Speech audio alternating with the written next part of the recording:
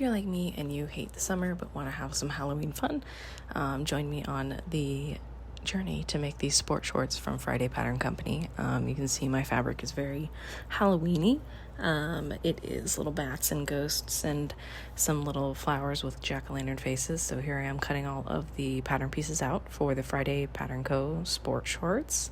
This is a stretch knit fabric, so different kinds of fabric are going to give you different results for the shorts, but I started with a stretch knit because I love this fabric and wanted to make some pajama shorts out of it. Here I am just making the bias tape. Normally I would use my bias tape maker to pull this through and make the bias tape, but since this fabric sticks so well to itself, I didn't really need to do that. I was just folding it and eyeballing it for the size that it needed to be. And so you'll see that get done here. It's 2 long pieces and then 2 short pieces of bias tape for these shorts. Here are the front panels, so you can see I sewed the bias tape on one of them already. That's going to form the outer side of the pocket. And so this one is done, and then this one needs that bias tape sewn there. So that's the shorter piece of bias tape. Like I said, there are 2 of them. So here that is. And we just clip it there, take it to the machine, and sew it on. There it is done. We're going to put the pockets on now. It's going to feel a little bit weird, but they are going right side to wrong side. I've finished the edge of this pocket with a serger, but you can do it with a zigzag stitch, whatever you have on hand. But we just align this here, and then we're going to sew around that corner. Here's a different view so you can see it's the right side of the pocket fabric to the wrong side of the shorts piece. I just have them clipped on at the top to hold them into place, and then I am going to sew around that finished edge in order to attach it. Take that to the machine, and here we are. Both front sides are done. You can see that the bias tape and that pocket piece makes a pocket in the front of the shorts, which is really cute and clever. And you can see the pattern too, so I like that it's not just plain in there. But the next part is going to be sewing the front seam of the shorts, so attaching those 2 front pieces. If you see me struggling with the fabric here, no you did not. This poly brushed fabric sticks to itself pretty heavily, so it took me a little while to line things up, but once you get that done, you're just going to sew the front part of the pattern, which is the non-pocket side, and this is what it looks like. So that's both front pieces together. Here's a little bit of a better view from overhead. I know it's hard to see with the pattern, but you can see that that line down the center is now attached, and the pockets are done. Now for the back.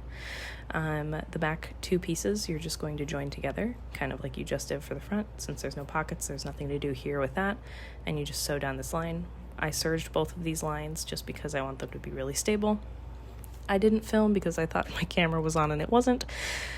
But the longer bias tape pieces go on the outside from the top of the front of the shorts all the way down through the bottom of the shorts, up the back to the top of the back of the shorts. I know that sounds confusing, but the instructions are very clear, so those are easy to follow. I thought this next part was kind of clever, the way that they attach the shorts to make them into shorts. So what they want you to do is to overlay one of the sides. So I just kind of line them up here, and they both have bias tape. So if your fabric is thick, be careful, be warned, but I wanted the front of my shorts to overlap the back. You can do either way, but here you can see I overlap it, align it at the top, and then I pinned it off camera so that you can only see one layer of bias because you're just going to be sewing through. I'm only sewing to here because that's where the pattern tells me to stop, so that I can have the cute little flare at the bottom. I am taking that to my machine, sewing. Say hello to my cat. She wanted to be a part of the video. And I go down to the bottom and then back up the shorts to get a really secure finish on that edge. And you can see there's a little flap, and it's secure. And I do that on both sides. I forgot to film the waistband for the Summerween shorts, and I happen to be making another pair of bee-themed shorts, so here's the waistband for that. We're just attaching the 2 long pieces of the waistband together on their short ends. Disclaimer on the Summerween shorts, I do have a drawstring which required buttonholes, but that's something that you can easily look up for your machine to see how to do that, or you can do them by hand. There are a lot of good YouTube videos out there for embroidering buttonholes. But for this one, I just wanted the elastic waistband, so here I am folding it in half so I can attach it to the top of the shorts. Now this will go raw edges together, so the open part of the waistband will line up with the top of the shorts. And if you had a right side, it would be the drawstring holes, so the embroidered buttonholes that you made on the shorts, if you followed that part of the instructions, would be the right side that you're putting to the right side of your fabric.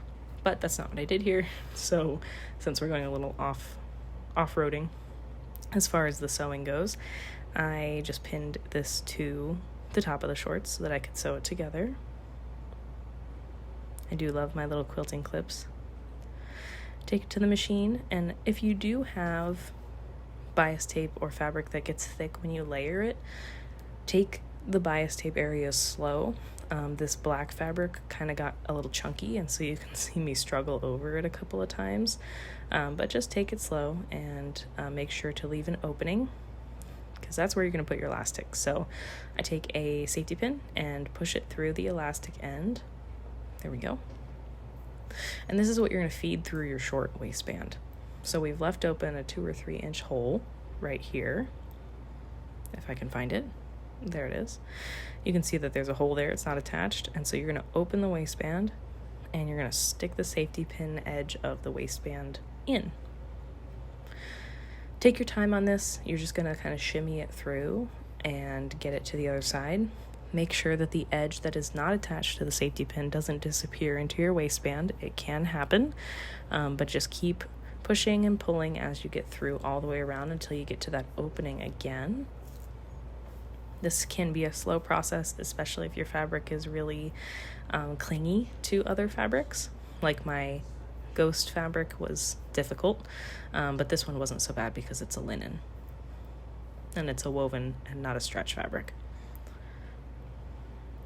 So there's the end.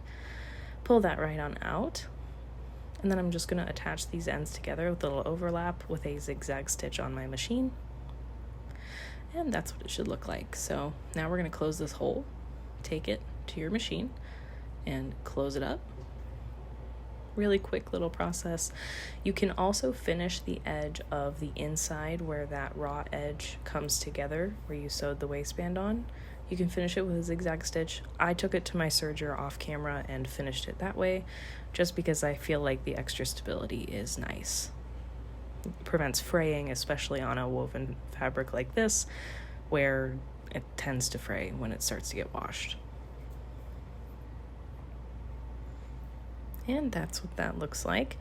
You can see that it's closed now, and I just kind of stretch it out to distribute the fabric evenly.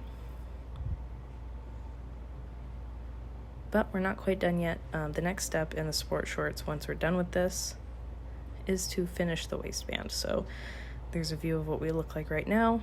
If you had a drawstring, you would add it after this step.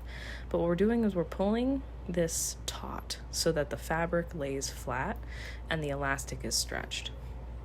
You're not going to force this through your machine. Only thing you should be doing is holding the fabric stretched, and it'll be a little hard to see because of course my arm got in the way.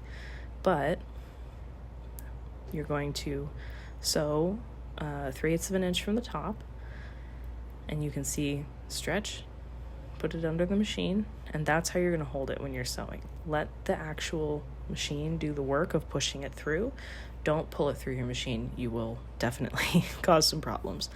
So just take it really slow, stretch the fabric out, and then go until you can kind of scoot it around. Take your time. It does take a little bit to get used to, but you'll do this on the top, and you can see kind of what that starts to look like. Because it was flat, it scrunches up, and you'll do it again from the bottom.